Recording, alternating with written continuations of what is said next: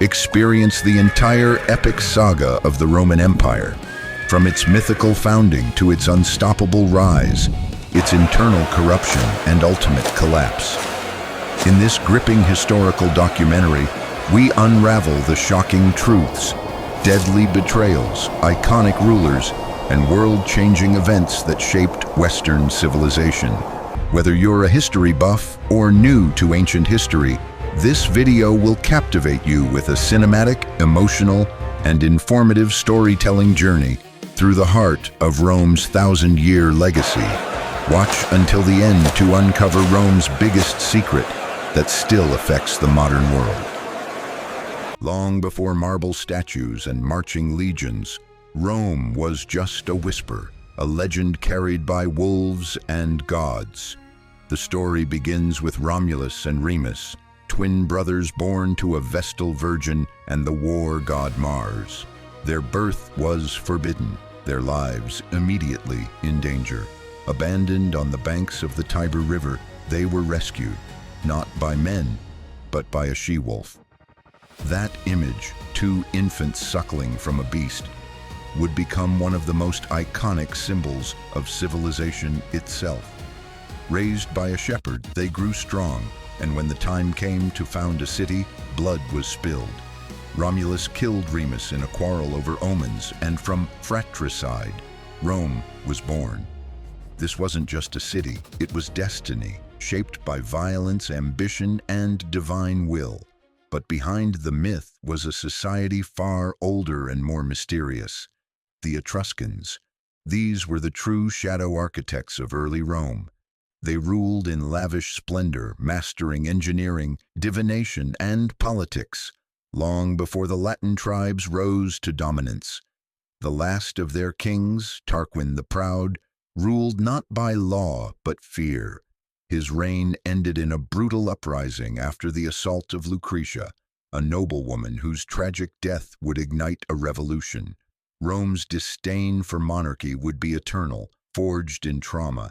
This rebellion birthed the Roman Republic, a government not ruled by kings, but by laws.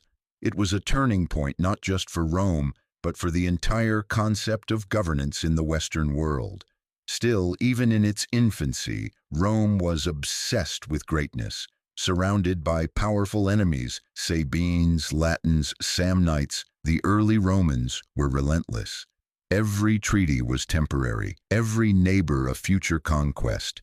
The city expanded not through genius, but through grit. It absorbed cultures, repurposed gods, and stole what worked. This pragmatic brutality wasn't just strategy, it was survival. Unlike the Greeks, who marveled at beauty and theory, the Romans prized discipline, loyalty, and control. They were builders of roads and empires, not utopias. At the heart of this rise was a society structured like a war machine. From the beginning, Roman politics mirrored its military, hierarchical, relentless, and designed for dominance. The Senate, filled with patrician families, dictated power from the shadows, while consuls executed the will of the state. Beneath them, the plebeians fought for rights and recognition, slowly carving out a space in a system built to suppress them. This internal tension would define Rome's character, a state constantly balancing between elite control and populist fury. Yet, for all its strength, early Rome walked a tightrope. It was a city of contradictions: democratic ideals built on slavery, military glory achieved through massacre, and religious piety laced with brutality. Rituals like human sacrifice, augury from bird entrails, and the Vestal virgins weren't superstition, they were statecraft. Religion and power were inseparable. The gods weren't distant. They lived in every oath, every Senate vote, every battlefield scream. To defy them was to invite destruction. What makes Rome's origin so gripping isn't just the blend of myth and fact. It's how deeply that origin embedded itself into Roman identity. They believed, truly and completely, that they were chosen, that from the blood of a murdered brother and the milk of a wolf, they had inherited a sacred mission: to conquer and civilize the world. And whether that mission was divine truth or delusion, it shaped everything that came after. Every triumph, every tragedy, every emperor's last breath. The fall of kings didn't bring peace, it brought ambition.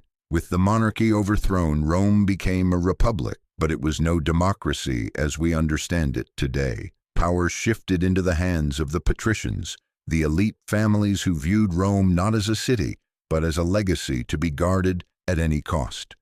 2 consuls were elected annually to share executive authority, a clever move to prevent tyranny. Yet the real control lay with the Senate, a council of old men whose influence extended like tendrils into every corner of Roman life. These were the architects of expansion, manipulation, and endurance. They didn't need crowns. They ruled with law, debt, and tradition. But the Roman Republic wasn't a calm experiment. It was a war zone of ideologies. The plebeians, the common people, were expected to die for a state that treated them like cattle. They had no voice, no representation, and no protection from abuse. That changed with the conflict of the orders, a centuries-long internal struggle for equality. The plebs walked out of Rome, refusing to fight in wars until they were given rights. Slowly, painfully, reforms followed. The creation of the tribune of the plebs, veto powers, written laws on bronze tablets known as the 12 Tables. Rome's greatness wasn't just built on conquest, it was forged in protest. This was a republic that evolved under pressure. And while internal tensions simmered, Rome was already looking outward. First came the Latin League, then the Etruscans, then the Samnites. The wars were brutal, full of ambushes, betrayals, and scorched earth. But Rome had a secret weapon, adaptation. They copied enemy tactics, restructured their legions after defeats, and turned losses into future victories. Most empires collapse after a few failures. Rome thrived on them. Each setback was another lesson. Each defeat was the beginning of a revenge campaign. Rome wasn't the strongest, just the most relentless. The Republic's genius wasn't just military, it was diplomatic. After crushing a people, Rome wouldn't annihilate them. It would offer citizenship, alliances, roads, and trade. It built loyalty where others sowed rebellion. This mix of carrot and spear created a vast web of loyalty, obligation, and control. By the time Rome dominated all of Italy, it had already mastered the art of empire. Not through ideology, but through sheer practical mastery of control, a playbook modern powers still follow. Yet beneath this rise lurked a dangerous pattern. Rome's expansion meant wealth, but only for the few. Conquered lands were seized by aristocrats, and vast plantations called latifundia were worked by slaves. Small farmers, the backbone of Rome, were being crushed. Cities swelled with unemployed citizens while the countryside hollowed out. The Republic was becoming an oligarchy dressed in tradition. This economic divide would become a time bomb ticking beneath the marble. Still, in this period of ascent, the Roman spirit crystallized.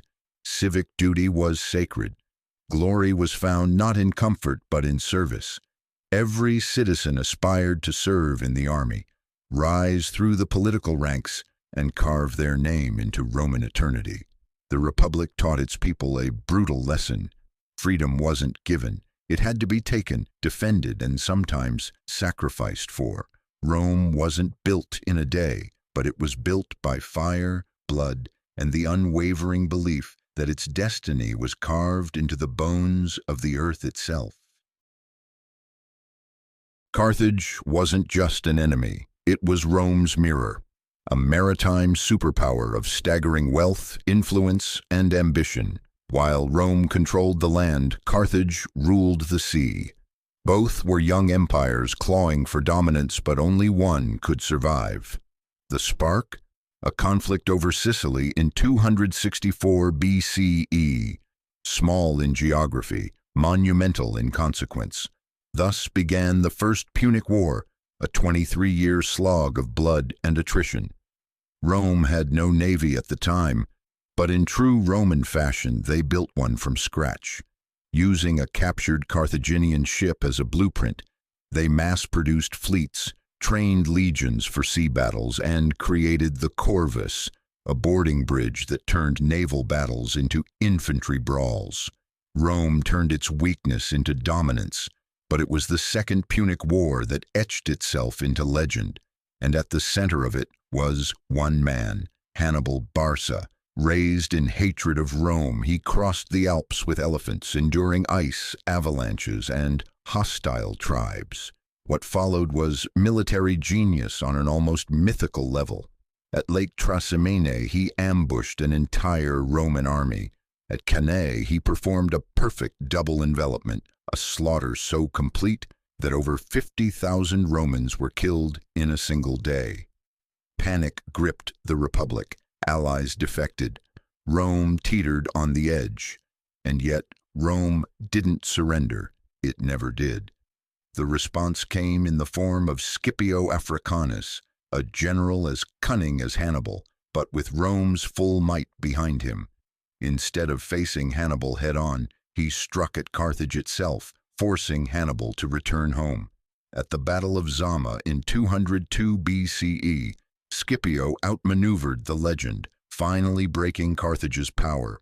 Rome didn't just win, it humiliated its rival. Carthage was stripped of its military, its economy shackled, its pride shattered.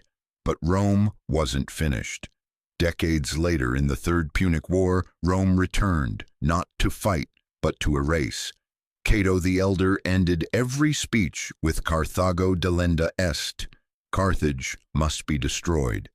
And in 146 BCE, they did just that. The city was razed, its people sold into slavery, its fields salted in symbolic annihilation. It wasn't just war, it was a message. Rome had no equals. From now on, it would dominate the Mediterranean, not as a republic among rivals, but as a rising empire. These wars changed everything. Rome absorbed Spain, North Africa, and vast new wealth. It also absorbed Carthage's merciless lessons in strategy, logistics, and fear. The Punic Wars didn't just elevate Rome, they transformed it. What was once a city-state became the beating heart of an imperial machine. But with expansion came cracks. Glory came home. But so did greed. Generals grew more powerful than the Senate. Soldiers began pledging loyalty not to the Republic, but to their commanders. The seeds of civil war had been sown, even as Rome stood victorious. And yet, in victory, the Roman people believed more than ever that their destiny was divine. That nothing, not Alps, elephants, or empires, could stop them. Carthage was gone. The Mediterranean was now a Roman lake.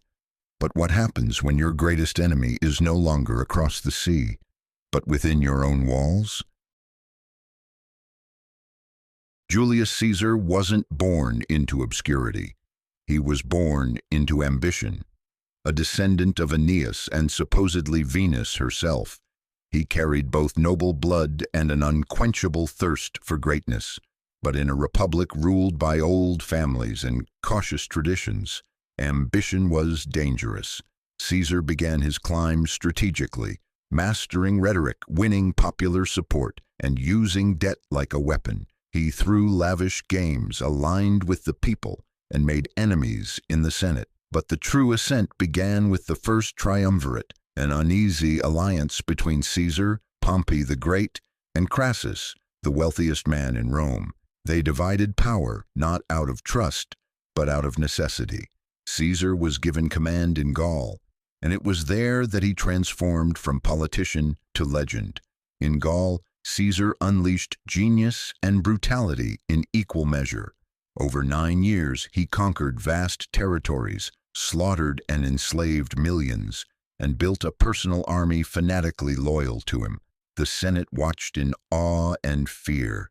This wasn't just a general winning battles. This was a man building an empire of his own. Rome's leaders demanded he disband his army and return home alone. Caesar's response became one of the most infamous moments in history. He crossed the Rubicon River, a direct declaration of civil war. "The die is cast," he said, and with that, the Republic began to die. The war was swift and seismic. Caesar crushed Pompey, hunted his enemies across the Mediterranean, and returned to Rome not as a consul, but as a dictator. He enacted sweeping reforms, canceling debts, expanding the Senate, and granting citizenship to distant provinces. He even reformed the calendar, giving us the 365-day year and July named after himself. But power breeds paranoia, and Caesar's growing authority terrified the Senate. Whispers of monarchy swirled. He was offered a crown and refused it, but the symbolism was too loud, the fear too deep. On the Ides of March, 44 BCE, Julius Caesar walked into the Senate and into his death. Surrounded by conspirators, including Brutus, whom he considered a son, he was stabbed 23 times. His last words, whispered or imagined, echoed through eternity. Et tu, Brute. The Republic had struck back, but instead of saving the state, his murder shattered it. What followed was chaos, the very thing his killers had hoped to prevent. Rome spiraled into a second civil war. Mark Antony, Caesar's loyal general, rallied the people against the assassins. Caesar's grandnephew Octavian, later Augustus, emerged as a calculating force of destiny. Together they hunted down the conspirators, defeated rivals, and restructured power. But unity was short-lived. Antony aligned with Cleopatra of Egypt, and Octavian pounced.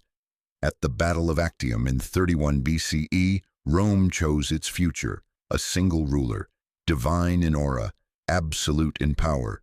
The Republic, broken by corruption and ambition, had birthed an empire. Was Caesar a tyrant or a savior, a destroyer of freedom or a visionary who saw Rome's destiny clearer than anyone else? History still argues, but one truth remains. Julius Caesar did not simply shape Rome, he ended one world and created another, and the echoes of that transformation still thunder in every republic that fears a strong man, and in every empire that rises with promises of glory. When Octavian emerged as the sole survivor of Rome's blood-soaked civil wars, he didn't just take power, he redefined it. Renamed Augustus, he was careful not to call himself king or dictator. He presented himself as the first citizen princeps, but it was a masterclass in illusion. The Senate still met, elections still happened, but Augustus controlled the army, the treasury, and the laws. The Republic lived in name only. Rome had become an empire, and Augustus its first emperor. What followed was unprecedented. Decades of peace and prosperity called the Pax Romana. The empire stretched from the sands of Egypt to the moors of Britain, and for once, the sword rested, at least on the surface.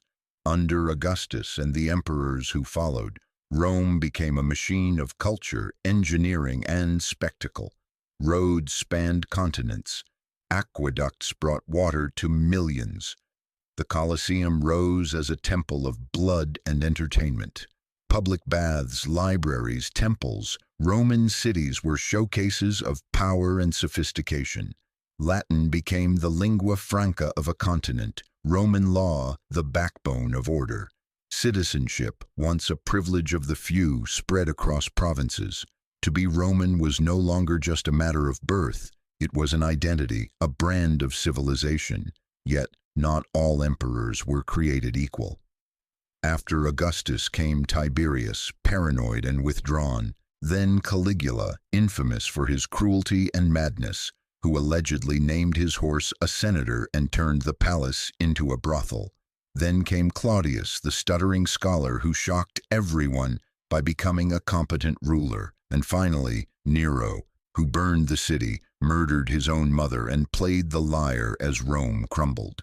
These weren't just rulers, they were symbols of the empire's duality, unmatched greatness fueled by unchecked power. In the absence of checks and balances, emperors became gods, monsters, or both. Still, the empire endured. With every madman, a reformer followed. The five good emperors, Nerva, Trajan, Hadrian, Antoninus Pius, and Marcus Aurelius, brought stability, philosophy, and justice. Under Trajan, the empire reached its greatest size. Hadrian built walls to hold it. Marcus Aurelius wrote Stoic meditations while defending its borders. These were the philosopher kings Plato could only dream of, but even they couldn't stop the tides of change. Power began to concentrate far from Rome. In the armies, generals became kingmakers, and as the empire grew, so did the cost of maintaining it. Behind the splendor, cracks deepened, taxes soared, slavery hollowed out innovation, the middle class disappeared, and while emperors bathed in luxury, the provinces, especially in the West, began to feel like colonies. The Roman dream still burned, but for many it had become a mask hiding inequality, corruption, and decay. The empire had become too large, too complex, too fragile to rule without fracture, and that fracture was coming. But in this moment, at the empire's zenith, Rome stood as the most powerful force the ancient world had ever seen. Its legions marched with unmatched discipline. Its laws governed millions. Its language, culture, and roads tied a fractured world into a single identity. It was a miracle of human organization, a warning, a monument, a machine powered by ambition, held together by fear, and destined, like all great things, to break under its own weight. The empire that had once marched across continents now stumbled beneath its own weight. By the 3rd century CE, Rome was no longer ruled. It was fought over. The imperial throne became a revolving door of assassinations, betrayals, and civil wars. In just 50 years, over 20 emperors claimed the purple, many reigning for months, some for mere days. Legions killed emperors as easily as they crowned them.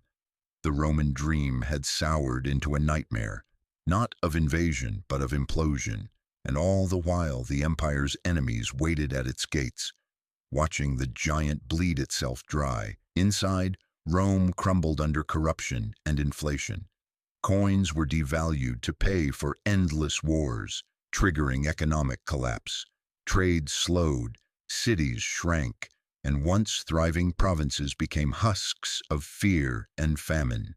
The wealthy fortified themselves in rural villas, while the poor starved in cities where aqueducts failed and streets filled with the dying. The empire that had once brought civilization now delivered only silence. Even Roman religion began to falter. The old gods, once feared and worshipped, seemed powerless in the face of plague, war, and suffering. And from that spiritual vacuum, a new faith rose, Christianity. Initially persecuted, Christians were tortured, executed, and scapegoated for Rome's misfortunes, but they endured. Underground churches spread. Martyrs became heroes. And when Emperor Constantine rose in 312 CE, everything changed. He claimed victory through divine vision, a cross in the sky with the words, "In hoc signo vinces," in this sign conquer. He legalized Christianity, later converting himself. In one stroke, the empire abandoned its ancient gods, and with it, the very soul of Rome began to shift. Pagan temples closed. Bishops replaced senators. The eternal city bent toward a new kind of power, spiritual, absolute, and eternal in its own right. But Constantine's empire was no longer the Rome of Augustus. To manage its vast size, he founded a second capital, Constantinople, in the east. This division meant to stabilize the empire, instead split it. The East thrived with trade and wealth. The West withered in chaos. Emperors in Rome were now weak, mere shadows compared to their Eastern counterparts. Barbarians tested the borders, no longer terrified of Roman might. The empire had forgotten how to fight, and more importantly, how to unite. And then came the plagues. Entire cities emptied. The Antonine Plague, the plague of Cyprian, and others tore through the population. Legions were decimated, farms were abandoned. Faith, once a source of strength, now collided with fear and superstition. Even the weather turned. A cooling climate brought failed harvests and desperation. Rome was not defeated by one enemy, but by 1,000 cuts, all delivered from within and without. Still, even in crisis, Rome clung to its grandeur. The Senate still met. Emperors still paraded. Coins still bore the image of Jupiter or Christ, depending on the ruler. But the empire was no longer a lion. It was a dying god, worshipped but weak, remembered but no longer feared. And in the shadows of the Alps and the forests beyond the Rhine, the next chapter waited, one that would bring Rome not humiliation, but oblivion. The Western Roman Empire didn't fall in a single battle. It died in pieces over decades, each one torn away by betrayal, pressure, and decay. The 4th and 5th centuries saw Rome shrinking, not just in borders but in belief. Once proud cities became ghost towns. Roads crumbled, armies deserted, and local warlords rose in place of Roman governors.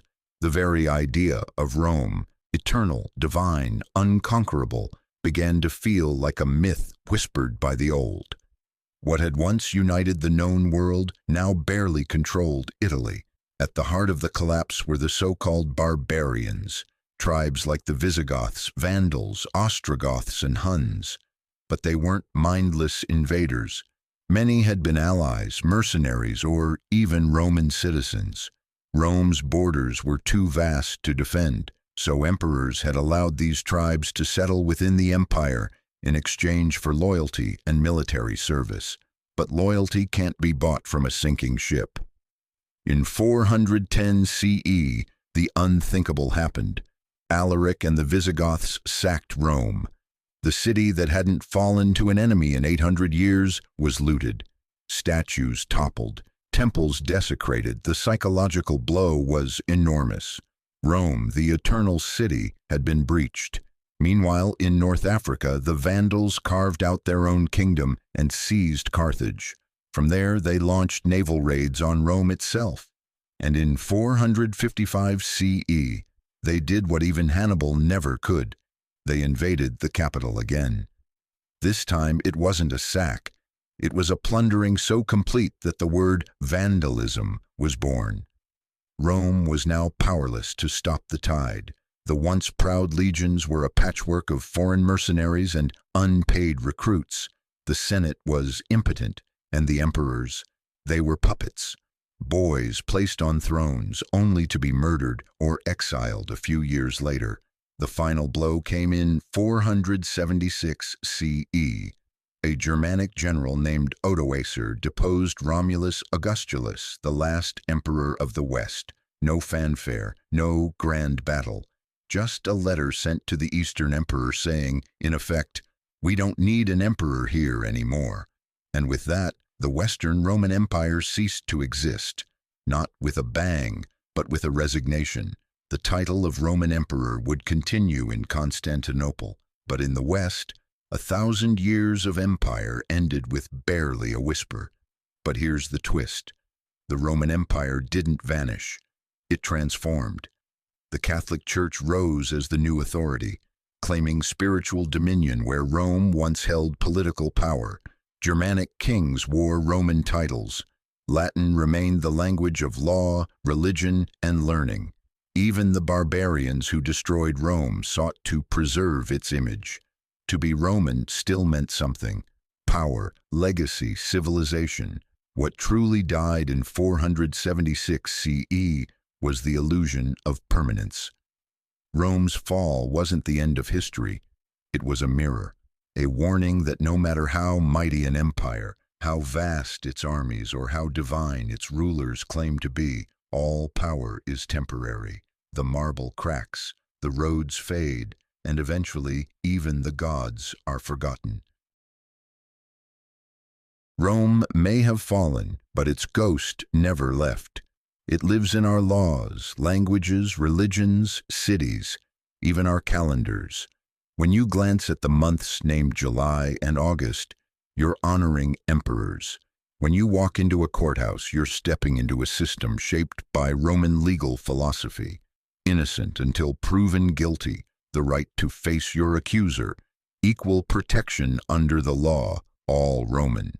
The very idea of a republic, of representative government, was forged in the Senate halls of ancient Rome. Modern democracies didn't invent freedom. They inherited it from a people who killed kings, wrote constitutions, and debated power with swords at their sides. Architecture tells the same story. Domes, arches, aqueducts, amphitheaters. Roman engineering was so advanced that it still shapes our skylines. Washington, D.C., London, Paris. Their government buildings echo Roman temples. Even concrete, rediscovered in modern times, was perfected by Roman builders over 2,000 years ago. Roads they built still exist. Cities they founded still thrive. Rome didn't just conquer land, it designed the skeleton of the modern West. Then there's language. Over 1 billion people speak languages derived from Latin, Spanish, French, Italian, Portuguese, Romanian. English, while Germanic, is laced with Latin vocabulary in science, medicine, law, and philosophy. The alphabet you're reading right now? Roman. The months, the days, the abbreviations like EGE or ETC, all remnants of Latin structure. Rome isn't dead. It's hidden in every sentence we speak. And what about religion? Christianity, once a persecuted sect within the empire, became Rome's greatest export. The Vatican sits in Rome. The Pope wears robes once worn by emperors. Roman bishops became princes of a different kind. Pagan Rome built temples to gods of war, love, and justice. Christian Rome built cathedrals, shrines, and a faith that now spans the globe.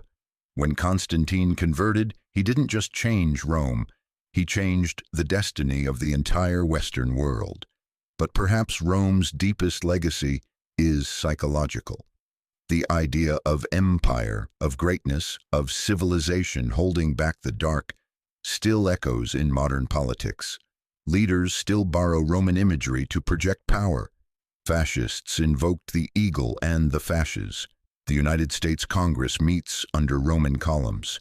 Even movies, from Gladiator to Star Wars, borrow Rome's aesthetics of power and collapse.